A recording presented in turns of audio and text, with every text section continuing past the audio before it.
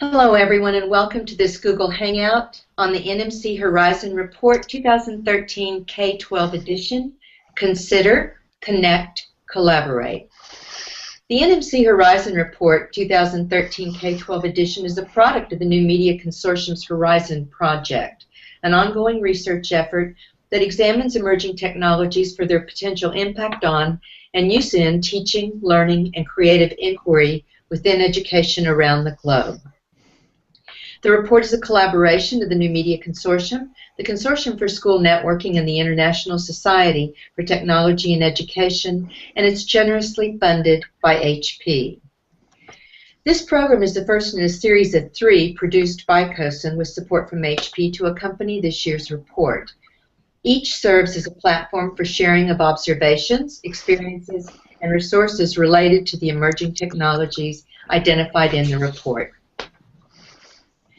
I'm Vicki Bigham. I have a Houston-based consulting company, and I also am very proud to serve as a professional development consultant to COSN. I'm also going to be moderating this series of programs, the one today and the 2 that follow. In this first session, we're going to look at the key trends and significant challenges that are identified in the Horizon Report, as well as with the 6 emerging technologies that are identified in it this year as well. With me are 2 people I enjoy working with. Larry Johnson. Larry is CEO of the New Media Consortium and founder of the Horizon Project, which produces the Horizon Reports, and also Jean Tower. Jean is Director of Technology in the Public Schools of Northborough and Southborough in Massachusetts. Jean also serves as the President of the COSN Board. Welcome to you both. Thanks, I'm glad to be here. Thanks, Vicki.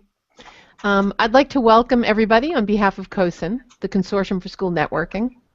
COSN is the premier professional association for district technology leaders. For over 2 decades, COSN has provided leaders with essential management, community building, and advocacy tools. Today, the COSN community represents 9 million students in school districts nationwide. It continues to grow as an influential voice in K-12 education. Please visit our website at cosn.org for more information.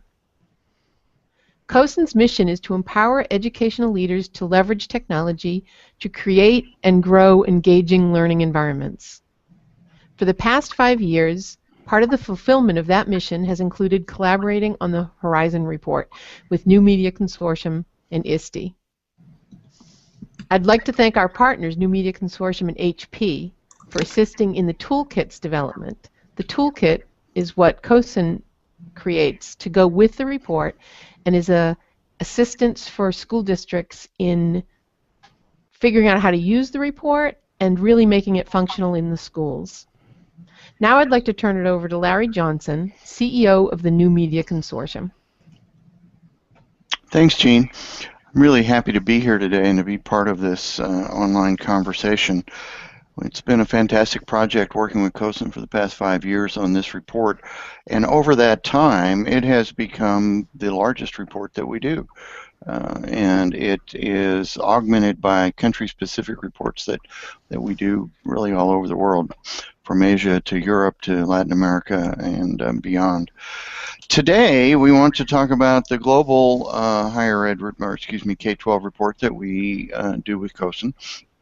And as opposed to past sessions of these webinars where I've gone through and kind of presented the results, we thought this time we'd just show them to you briefly in a little video that we prepared, and the rest of the time we're going to be together, we're going to spend in a conversation.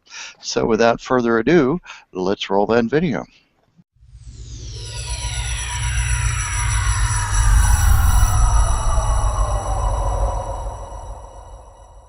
Introducing the NMC Horizon Report 2013 K-12 edition. This is the 5th in the K-12 series of reports and is produced by the New Media Consortium in collaboration with the Consortium for School Networking and the International Society for Technology and Education with generous support from HP. The 6 technologies to watch in 2013 are cloud computing, mobile learning, learning analytics, open content, 3D printing, and virtual and remote laboratories. Each technology is placed on one of 3 adoption horizons of likely timeframes for their entrance into mainstream use for teaching, learning, and creative inquiry. On the near-term horizon, within the next 12 months, cloud computing has already transformed the way users of the internet think about computing and communication, data storage and access, and collaborative work. Emerging affordable devices like Google Chromebooks are designed to operate in the cloud, making them great options for one-on-one learning. Mobile learning is becoming an integral part of K-12 education as more students own and use portable devices. Touchscreen interfaces make interaction with tablets and smartphones easy for even the youngest of children. Many schools have been implementing bring-your-own-device strategies to take advantage of mobile technologies, as mobile apps have yet to slow in momentum. In the midterm horizon, or 2 to 3 years from adoption, let's take a look at learning analytics and open content. Learning analytics is the field associated with deciphering trends and patterns from huge sets of student-related data to further personalize and support K-12 education. Schools are using analytics software to make the college advising process more efficient and accurate, while researchers are developing mobile software to coach students towards productive behaviors and habits. Open content started as a movement of universities making course content freely available. Now, K-12 schools are sharing a significant amount of curricula, resources, and learning materials, representing a profound shift in the way students study and learn. Open content is a response to rising cost of education, desire to provide access to learning in areas where such access is difficult, and an expression of student choice about when and how to learn. 4 to 5 years away on the far-term horizon are 3D printing and virtual and remote laboratories. 3D printing has become much more affordable and accessible in recent years. Now it only requires a small financial investment and minimal technical expertise to own a 3D printer. And websites like Thingiverse offer open source hardware, making it easy to access and share 3D printer content. Schools are using 3D printers to illuminate the design process, build rapid prototypes, and create models to demonstrate concepts in curricula. Virtual and remote laboratories leverage wireless networks, mobile devices, and cloud-based software to make scientific experiences more accessible for schools that don't have fully equipped labs. They provide 24/7 access where experiments can be conducted numerous times with greater efficiency and precision, providing students with an authentic scientific experience without the cost of building and maintaining a physical lab space. The NMC Horizon Report 2013 K-12 edition is available for download now. The report goes into detail about each horizon and technology, as well as examples of educators adopting these practices. The report also includes key trends and significant challenges observed in technology adoption. Join the conversation about this year's K-12 report on Twitter by using the hashtag NMCHC, and download your copy now at go.nmc.org/2013-K12. If you'd like to nominate yourself to be on a future Horizon Project Advisory Board, go to go.nmc.org/Horizon Nominate. Or to submit a project for potential inclusion in a future edition, go to go.nmc.org/projects.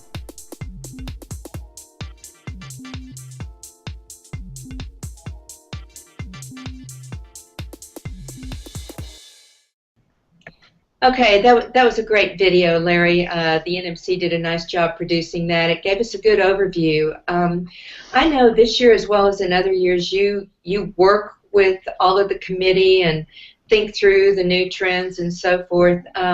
Were there any ahas this year? What was the biggest trend in your mind this year, and why? Well, there's really no question. The biggest trend this year was was online learning, and the impact that it could have on the way that students learn at every level of education. The big news and what was driving all the excitement, I think, around this trend were MOOCs and Coursera and Udacity and what began in the early part of 2013 when we were writing this report, and in the fall of 2012, a great sense of a potential around scale with online learning. I think that one of the things that was also tremendously interesting about this particular trend is that it has kind of run its course. Almost a year later, we've seen Udacity back away from working with education and redefining itself around corporate training. They had a big project with San Jose State around remedial education for universities that was seen with a lot of promise, and it just didn't play out as they hoped.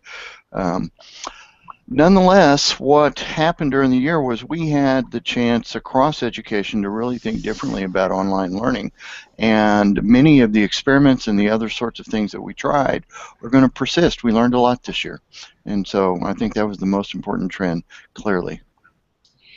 It occurs to me to ask Larry, because I know you look at the higher ed trends also. How are you seeing that contrasted with higher ed, with both the MOOCs and online learning? Do you see kind of the same ebb and flow, or do you see something dramatically different? Well, it's MOOCs have been primarily in the news for what they were planning to do in higher ed. Mm-hmm. And so obviously that's played out in that arena a little differently. We're working on the next edition of the Horizon Report for Higher Ed right now, and we're going to have some very different things to say about online learning. I think the conversation has changed from being about a few companies with an interesting business model, or as some would say, no business model, to a broader conversation that echoes what we're hearing in K-12 really all over the world about what can we really do with online learning, what's the potential here to make online learning be engaging and effective and useful, and what kinds of students are going to be best at it, and all the right kinds of questions. It's a very exciting time, I think, in online learning. We're not talking about is it effective anymore. We're really talking about how can we do it so that it's like hugely effective, and that's a very different conversation. It's very exciting. Exciting indeed. Jean, I'd invite you to speak to any of the trends in the report that you found interesting, but one that I'd be interested on your perspective has to do with the internet really increasingly causing us as educators to redefine our role. What does that say to you, or how does that play out in the work you're doing locally or in your work with COSN? What are you seeing in that area? Well, I tag on with what Larry said. It's the biggest trend for many years, but now it's really come to fruition. Online learning is huge for teachers. So educators are really trying to figure out for them what works best, for their style, for how they teach. Like I have one person who's great with the flipped classroom, and other people who are really doing more of a hybrid, putting a lot of material online and working both face-to-face and online with students.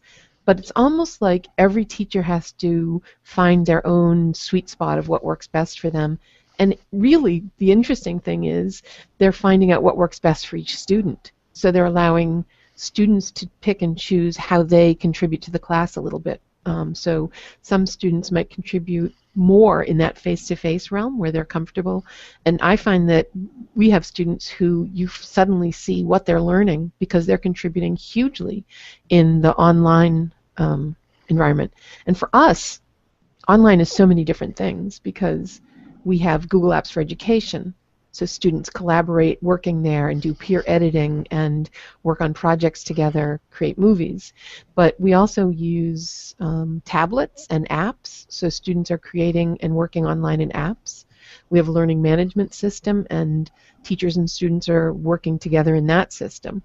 So it's definitely coming from a lot of different ways, and it's really having educators constantly learning and reassessing what they're doing and trying to figure out what is the best fit for them.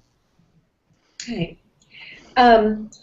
We hear lots of conversation, you read in the EdTech publications and so forth, we hear about innovation in education and the discussion, and this was discussed in the report a little bit too, about the premise that it needs to be not only a part of the learning, but really a core outcome of learning.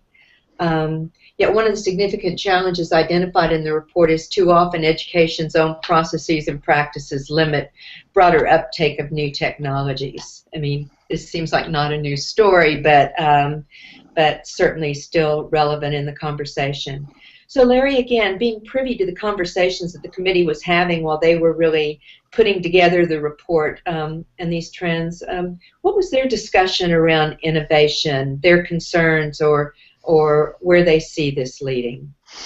Well, the report is, the whole rationale for the report is to help stimulate innovation on a number of levels. It's intended to give people language to use. We work very hard to define things very carefully so that people can understand them and get their minds around them. With the idea of moving some of these ideas into practice. And so innovation's always an undercurrent. But as the conversation on learning unfolded this year, and actually it's been in the mix for a long time, but the notion of the student's right to fail in the learning context was something that was very interesting. It played out in a number of ways, but the idea is very simple. It's that if you want to encourage experimentation, it's not always going to work. Mm-hmm. And in real life, you learn as much from your ideas that don't work as the ones that do. And the secret in the Edison, sort of way is to just keep after it, to iterate, to if your idea didn't quite work out, what parts did work, what parts didn't work, and what could you do differently when you do it the next time that might have a greater chance of success. That is something that plays into something that came out really strongly in our report on STEM education this year, but it was also part of the conversation in K-12 as well, is that that we need to move away from learning as something that you do to a way of knowing the world. That learning, when you're a little kid, you learn by trying all sorts of things. You throw it, you bang it, you squeeze it, just to see what happens, and that's how you learn about things. And of course, some things break along the way. But I think that's probably the most important dimension of this conversation that came up in the work. And people that are interested in that can go to the wiki, which is at k12.wiki.nmc.org, and you can actually see all the conversations over there because that's where they're captured. I think probably in one of the subsequent programs we do in this series, in the planning calls for the Hangouts, I know we talked a lot about the value of failure, especially when we were talking about 3D printing in the virtual and remote labs, which are on the distant horizon. So I think maybe more to discuss about that and drill down in the later programs about really the benefit of that. I think you articulated that well. And Jean, in K-12 professional practice, what are you seeing in regards to innovation and creativity as professional skills kind of playing out in the education setting? Well, it's a really good question, because at the same time that we have these great opportunities to innovate with technology, we have federal and state governments pushing really hard for a different kind of teacher evaluation system that measures teachers on outcomes and plans to publicize their scores. And so we have a tension between the two, because we want teachers also to have the freedom to fail. So I love that I have some teachers who are willing to experiment with things like using Twitter to post out homework assignments and keep in touch with their students, or, for example, trying the flipped classroom.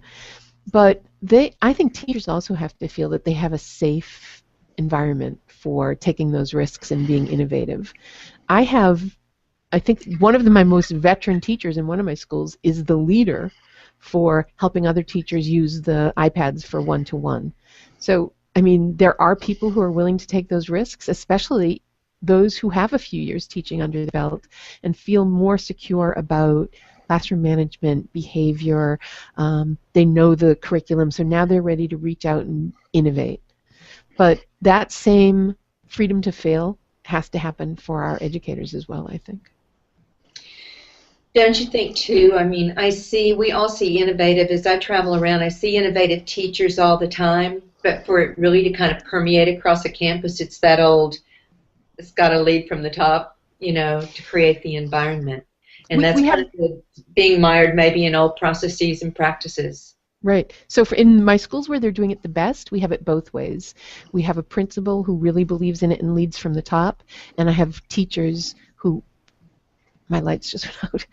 I have teachers who are leading it from the bottom up, so to speak, that grassroots effort of finding really innovative things and spreading the word. So I think it has to be both ways. Great. So the video did a good job of really identifying the 6 emerging technologies in this year's Horizon report, those that are on the near term, the midterm, and a little bit longer term horizon. I'm curious, either one of you, which technology, let's take a couple, which one technology really interested you most this year, and why? I'll jump in on that, if I may, because I've been thinking about this question a bunch. Because I am like Jean and also like you, Vicki, am really interested in educational technology as a part of my professional practice.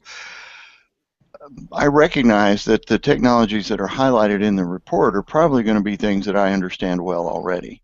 And so each year, really what interests me even more are the things that are left on the cutting room floor and why. We track about 70 technologies in the Horizon Project all the time. And some of them make their way into the Horizon Report.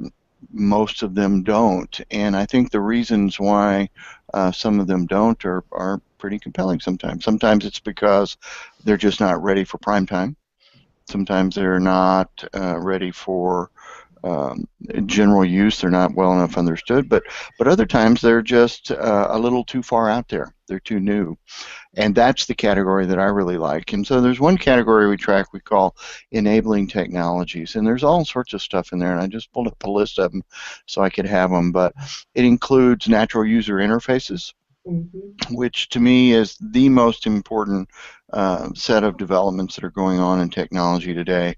The computer as we know it is completely redefining itself around new interfaces that are modeled on normal, natural sorts of human interaction. So you talk to your device, and Siri is the first really practical virtual assistant that we see.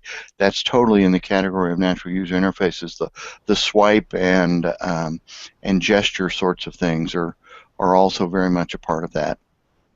And what's coming down the pike very soon, and I mean within the next year, you'll probably be seeing them in tablets, are what they're calling feel screens. Screens that not only convey visual information, but tactile information, so that when you run your fingers across the screen, you get very high level, high resolution touch information on your device. And I think that's really going to change how we begin to perceive these devices as they become more mobile, smaller, more capable, and more natural. Jean, what about you? It's really at 2 different levels, because some of the things that really I thought were very interesting, I'm not ready for in my school district. So learning analytics, I think, has a lot of possibility and promise, but we're not at the point in my school district where we're ready to fully take advantage of it. And 3D printing looks really interesting, and we don't have a single 3D printer yet. So for us, the most immediately exciting things are cloud computing and mobile learning, and how they mutually support each other. So we've got lots of laptops and tablets and even smaller devices that students are using. So the pervasiveness of having that cloud where kids can store their work and actually work from apps in the cloud, and having those mobile devices has been learning practice that I've seen. Just Google Apps is one small example, but the way I see students working together in Google Apps and, at third grade going home and being excited to work at home is really interesting. Indeed, indeed. You mentioned cloud computing, and and as I look at the report over a couple of years, you see that sometimes the technologies, typically, they appear for a year or two, and then they drop off the list. They become more mainstream. I noticed, Larry, that cloud computing was one that was in the reports back in 2010 and 11, and it dropped off in 12, and now it was back this year. Why was that? I went back and looked at where it was in 2012, and I mentioned that we're tracking about 70 technologies, and the experts that we work with vote on these technologies, and sometimes the votes are close. So cloud computing actually, if you'd gone to the semifinalists, cloud computing was on the list in 2012, and it was still close to being in the report, so still very important. So the easy answer is that in the larger mix of things, it's always been important, and if we could have gone to 7, it would have been in there. But the report lists just 2 in each horizon. But the more interesting thing is that it's been on the near-term horizon now for 3 years. And why is that? What has kept it from going, fully to the mainstream? And I think that there's a lot of pluses and minuses, and Jean mentioned Google Apps, and clearly that's been a big plus, and and other sorts of cloud applications that are free and easy to use are gaining a lot of traction. But there's still a lot of people that aren't even using those. School districts are looking for ways to use cloud computing for backups, but we've run into policy challenges around privacy and things like that have slowed down those adoptions. And I bet Jean has some really interesting things to say about that. But and in other countries, it's a very big deal because they don't want to store their stuff in other countries, which makes it even an more interesting conversation. I think that what's going to finally make it all tip is what Jean was just talking about with BYOD and mobiles and the convergence of all of that. So I'll pass the buck here. I'd like to add something to that. I bet. I think a part of what keeps it up at the top of the list is that it's evolving. Exactly. What I thought of as cloud computing 5 years ago and 3 years ago isn't the same as what I'm thinking of now, because we keep getting new tools, and the definition is changing. So, I thought I had gotten there with cloud computing 5 years ago, and then there was a new thing to do and a new thing. So it sort of keeps pushing out beyond the horizon for us. Mm-hmm. Yeah, I think that's true for a lot of these technologies. I was going to say the same thing. I think so too. And I can ask the same question around mobile learning, because learning has been mobile for a while. Were there particular elements or aspects of mobile learning that really caught the eye of your research team for the report this year, Larry? Well, the larger category of mobile is one, just like cloud computing and what Jean just described, in that we've really been running after it for years now, and every time we seem to get close, a whole bunch of new capabilities get added, and it becomes even more interesting, and yet, ironically, still a little further away. This year, though, we made the transition. We used to be talking about mobile from a device-centric sort of perspective. So we were looking at mobile phones, the digital storehouse of your life, or then it became tablets were the interesting thing, and mobile apps and all the things you could do with these new little tiny pieces of software that were either free or virtually free. And this year, the device dropped out of the picture in the conversation, and it was all around how can you learn on the go? How can you bring learning to whatever you're experiencing in the moment? How do you make learning come to you so that it's not you that's being mobile, but that the learning itself is mobile?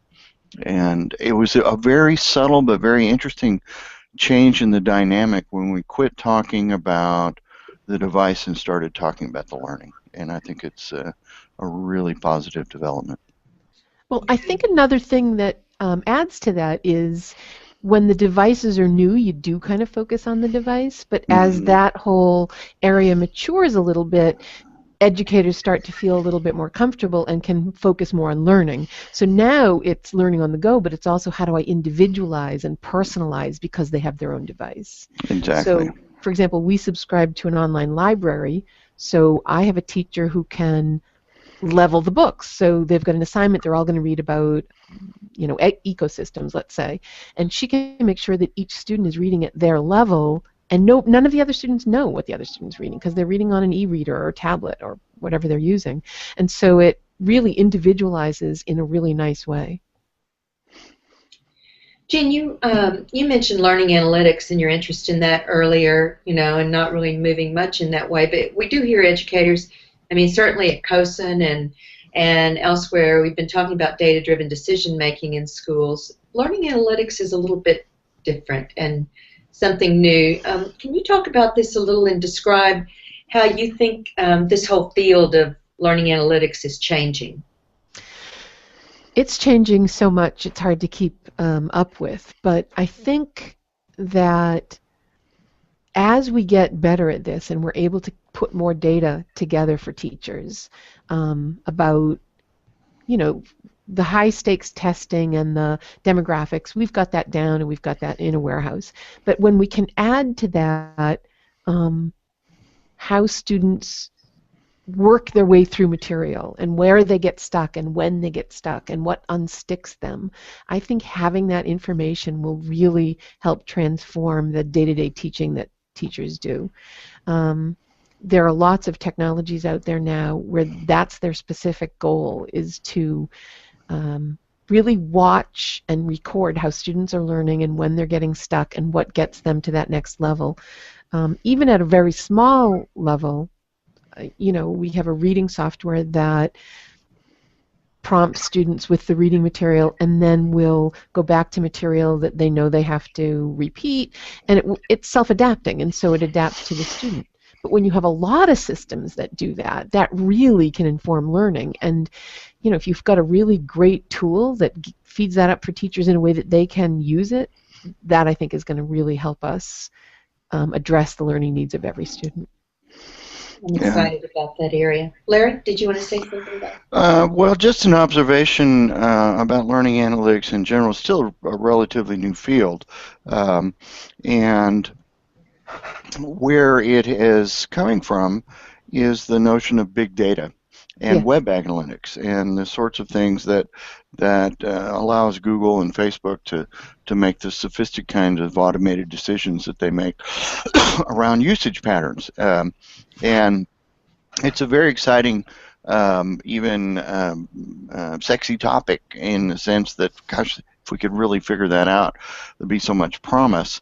Where I'm really seeing outside of the area of the computer-mediated sorts of tools that you were just describing, Gene, the normal ebb and flow of a classroom, I think we're pretty far away from being able to measure how learning happens in that in that environment. But in the online environment, we're actually very close to being able to measure how learning happens there. And I think we're going to see learning analytics explode in the online space relatively soon as new metrics and statistical processes for gauging interaction and engagement and critical thinking and natural language processing sorts of routines are going to make online learning a very data-rich space. But we're still pretty far away in the typical classroom from being able to have the levels of data and the levels of information that would give us real learning analytics in that space yet. So I think that's why it's still tantalizingly out there in the midterm, because it's just it hasn't found real traction yet, but I think it's coming soon. I think the other piece that's going to bring it closer to, the 1 to 2 years is when we've had it long enough to do some real professional development in it, because you can't expect teachers to just have this dropped in their lap and know immediately what to do with it. It's going to take some time. Yeah, I agree. Good point. Good point. I agree too. Larry, I mentioned the 3D printing and the virtual and remote labs. These two technologies appeared for the first time in the report this year. I really found that section of the report the most fascinating. Your sources, the activities and sites you found there, your committee found, I thought were great. What do you see as the opportunities in these areas with these technologies? Well, 3D printing is a fascinating field. We actually first wrote up 3D printing in 2004, so we've been tracking it for quite a long time. And in fact, it did make a pretty strong entry into higher ed back then, but the machines were very expensive, $30,000, so they only were able to be afforded by big science labs and things like that, and it was all sort of in that realm that things were happening.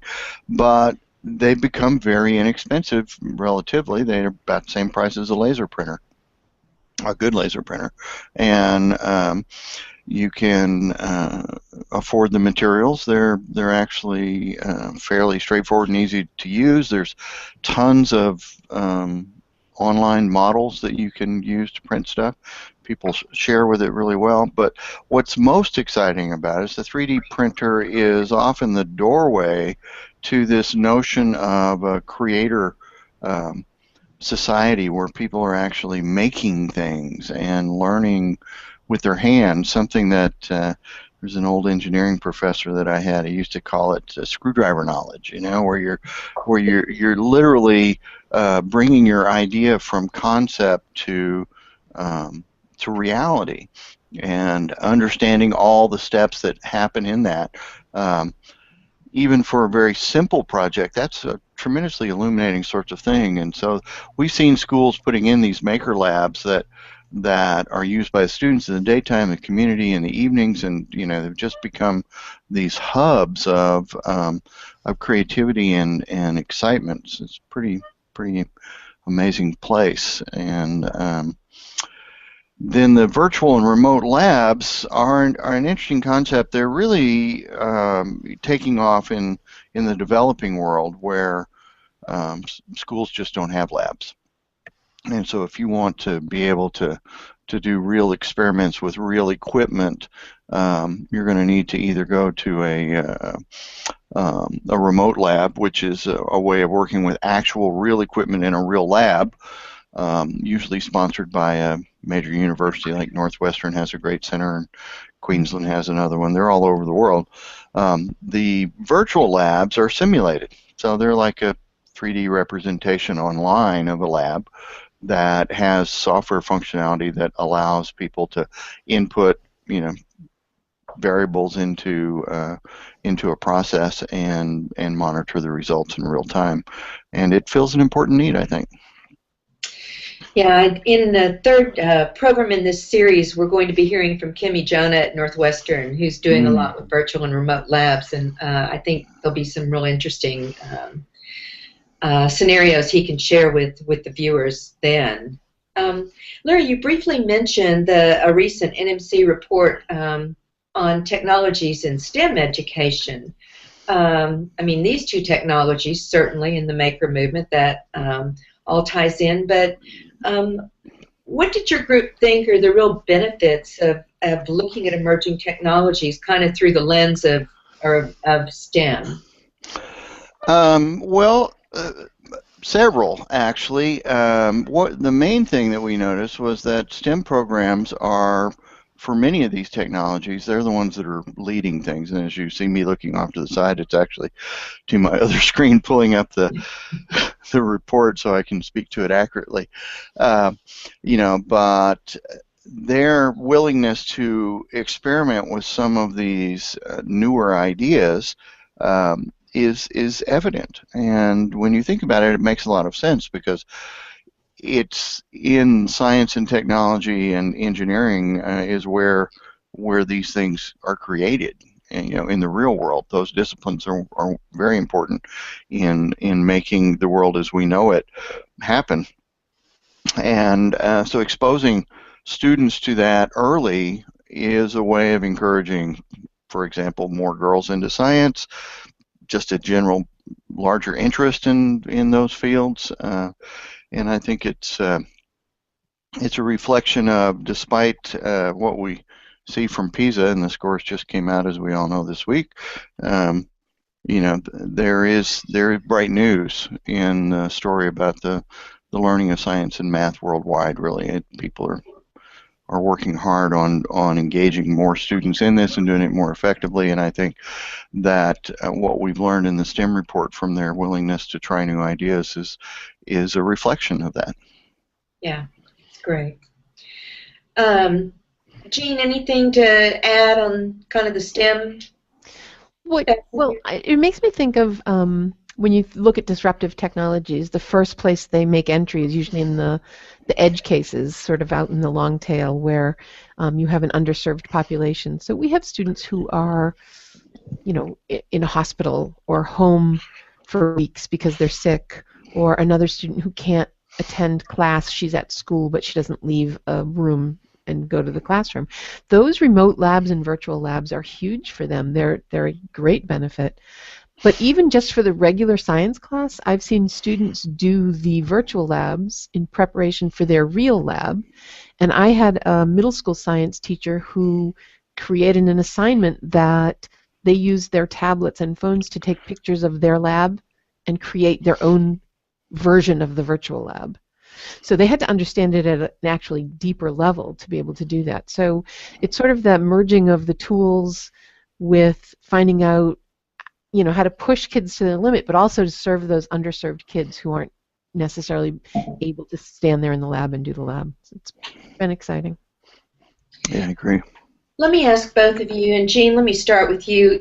One of the things that has been beautiful about this partnership between COSN and New Media Consortium is really our shared interest in trying to let the Horizon Report serve as a springboard for conversations in local jurisdictions or schools around emerging technologies and how they can help address local needs or problems, and really ways to facilitate or start the conversation with the range of stakeholders locally. So will you talk to us, share with the viewers a little bit your thoughts on that, COSN's perspective, any ways you have seen this done that might be valuable to those viewing the program today?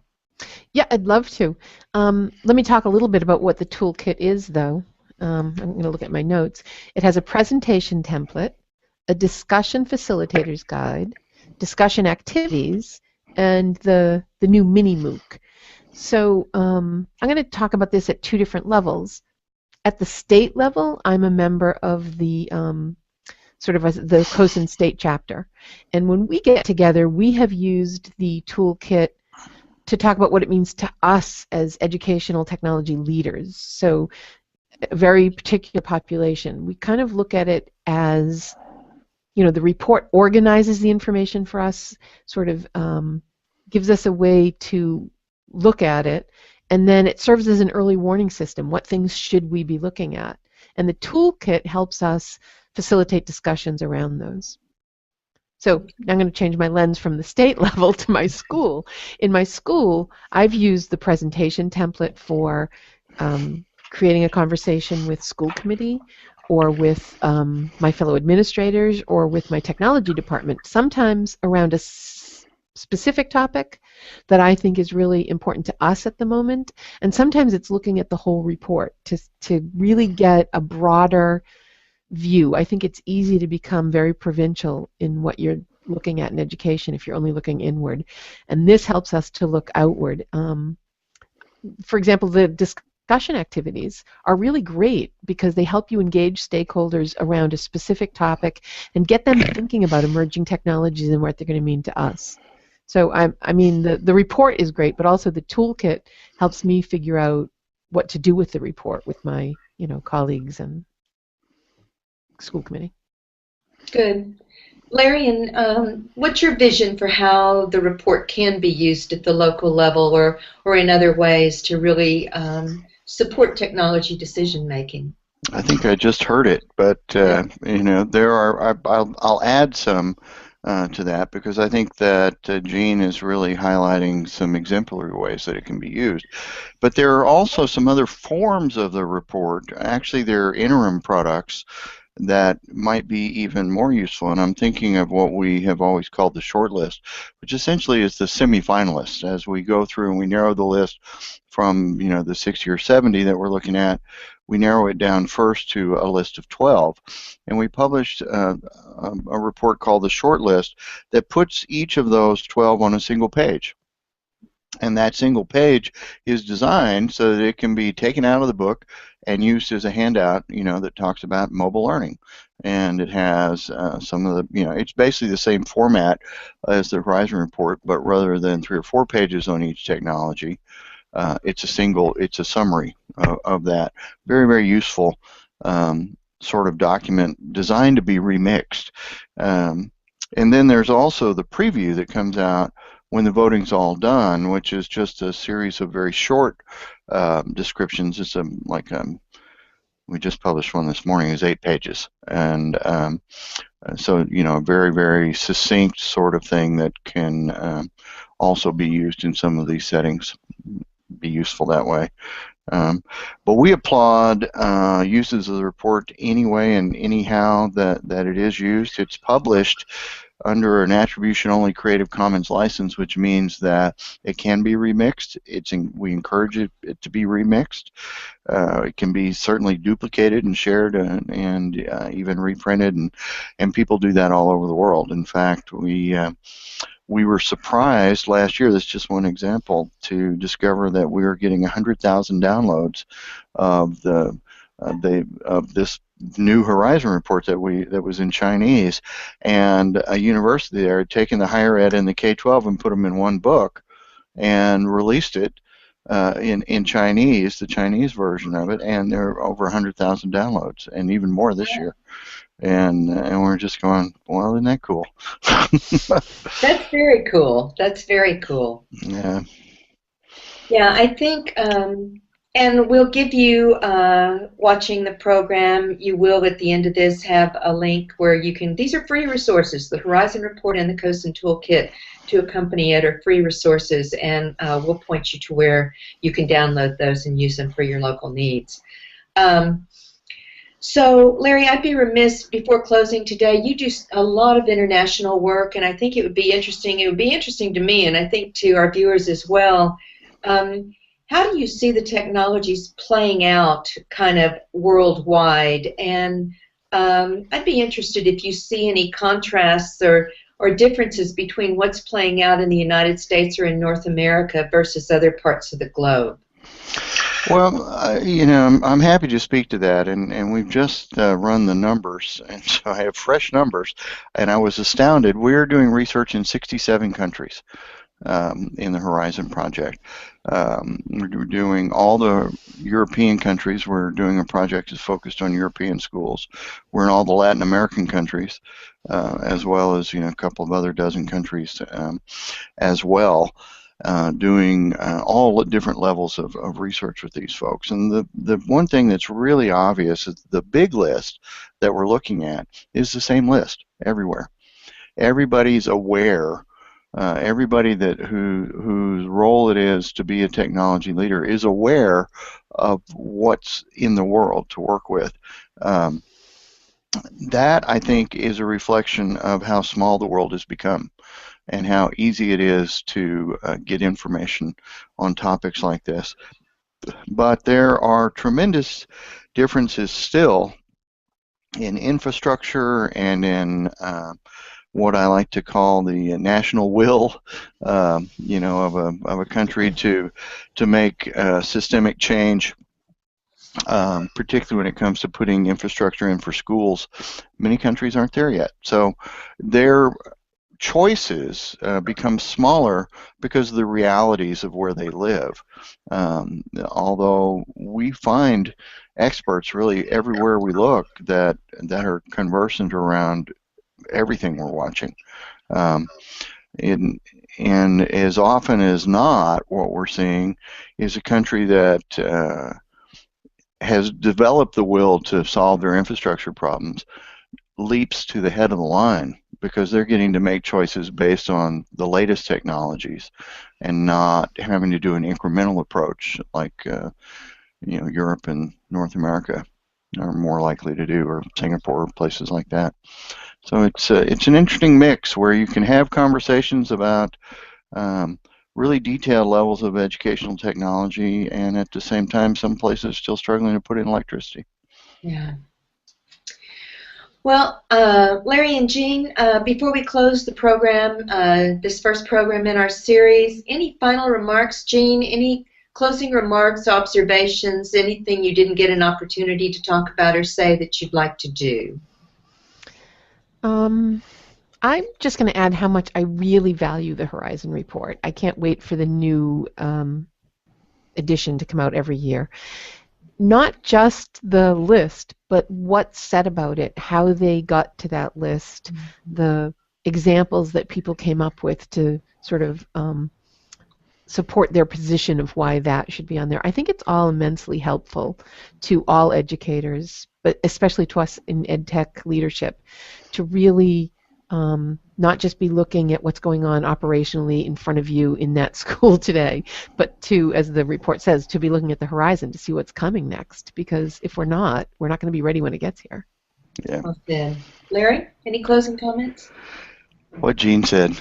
And I'll just underscore how valuable the relationship with COSIN is for us to be able to work with people that are so attuned to what's happening in schools has greatly enriched this report. And so we also look forward to the collaboration every year.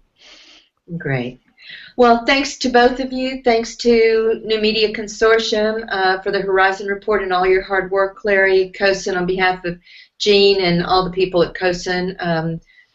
COSIN appreciates working with you on that, and we all appreciate the wonderful support from HP to make these viable products that we can share out freely into the schools. So now, as we close this session, I just invite those viewing today to consider the questions, think about questions that you can pose to your local stakeholders to help them reimagine learning. You might use the two questions here or craft some of your own. I think Jean and Larry and I agree that rather than leading with the technology, work with your stakeholders to identify needs or whatever the big instructional problem might be that your stakeholders are facing. And perhaps there are emerging technologies that hold promise for addressing that problem. Jean did describe the Horizon Report K-12 Edition Toolkit, which is developed by COSIN in partnership with NMC with support from HP. These two suggested follow-up activities are just excerpts from that toolkit. You might try these or find some more detail on these and many more activities and discussion starters and strategies for starting the conversation with your local stakeholders. And if you haven't already done so, be sure to download the report and the toolkit and use the feedback form that's included to let us know how you're using these resources. Again, on behalf of COSIN, Larry, and Jean, thanks for viewing this session. We do hope you'll view the next two in the series, where we will drill down a little bit into practitioners' experiences with the technologies that are identified in the report while we continue the dialogue about how to facilitate and start a local conversation. All right. Thanks, everybody. Thanks. Thank you.